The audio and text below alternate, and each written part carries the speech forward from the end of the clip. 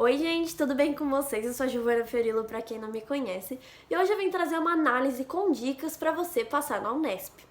Bom, a Unesp é a prova mais fácil da tríade paulista.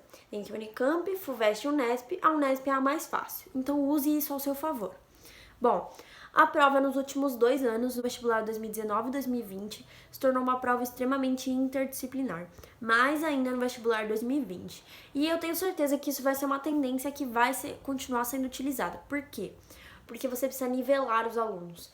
A prova da Unesp antes era muito fácil, então muitos alunos tiravam notas muito altas e o corte subia para as alturas. Então eles precisaram encontrar um jeito para abaixar um pouco essa nota de corte. Bom, gente, por que é importante garantir nota na primeira fase? A primeira fase ela se torna um pouco mais fácil e principalmente agora com a interdisciplinaridade, no geral, as questões costumam ser simples. Por quê?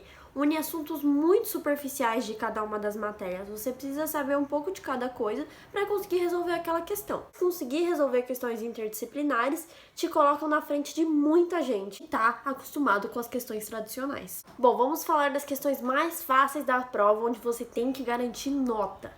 As questões de inglês, os textos são de assuntos muito simples. Ano passado foi um assunto de geografia, se eu não estou enganada. Foi um bloco de questões totalmente interdisciplinares. É muito importante que você não erre questões muito simples, porque questões muito simples são as questões que todo mundo acerta. Se você erra, você já está um ponto atrás.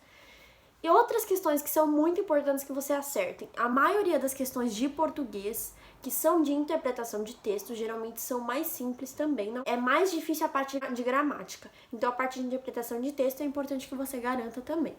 Outra coisa, essa é uma dica importante. Não sei se você já reparou, mas a prova da Unesp cobra as leituras obrigatórias da Fuvest. Aí você fala assim, gente, mas como assim? A Unesp não tem leitura obrigatória. Eles colocam um textinho lá, te deixa familiarizado, mas a questão geralmente é muito simples. Só que, se você é um aluno que estava se preparando para a Fuvest e leu, ou pelo menos tem noção dos enredos, dos personagens, das situações, isso pode ser um ponto positivo para você na Unesp. Por quê? O aluno que não leu, ele vai se basear só naquele textinho. Você que leu, você que sabe, você já sai na frente, porque você já vai dominar aquele assunto. Ano passado caiu Quincas Borba no vestibular da Unesp. Se você tivesse lido o livro, eu li Quincas Borba, foi uma questão muito fácil de ser respondida. Eu não precisei nem ler o texto para vocês terem ideia. Só que para quem não leu, vai ler aquele textinho e a questão talvez não seja tão simples assim. Bom, então agora vamos falar da parte não tão boa, né? As questões mais difíceis. História, filosofia e sociologia costumam ser matérias bem complicadas na Unesp, porque os conteúdos são bem aprofundados nessas matérias, não são tão gerais quanto nas outras. Então, são matérias que tem que tomar mais cuidado, são geralmente textos bem confusos, a não ser a parte de história, que seja de matéria. A parte quando tem questões de história de matéria, elas são um pouco mais simples. Além de que física e matemática são bem difíceis também. E sempre foi o meu fraco, né? Exato, sempre foi o meu fraco. E essas duas matérias eram o que mais pegava. Eu não conseguia resolver as questões. Resumo da primeira fase, então. Geralmente prova interdisciplinar, questões de inglês, interpretação de português, geralmente mais simples. Questões de história, filosofia, sociologia, mais difíceis, conteúdo mais aprofundado.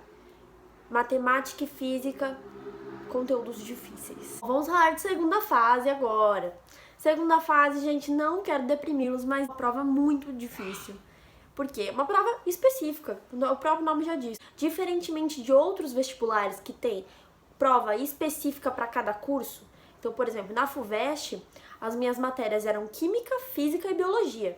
Na Unesp, eu tenho todas as matérias. Então, qual que é o benefício disso?